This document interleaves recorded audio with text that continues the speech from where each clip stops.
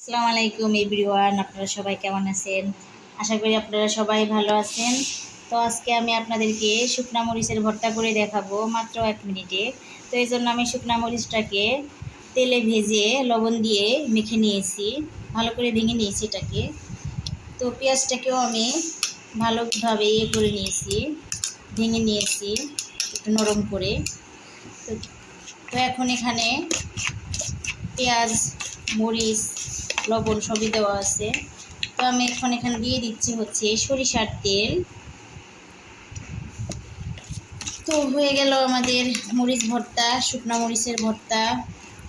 তো খুব টেস্ট এটা খেতে, অনেক ঝাল ঝাল, গরম ভাত দিয়ে খেতে খুব ভালো লাগে।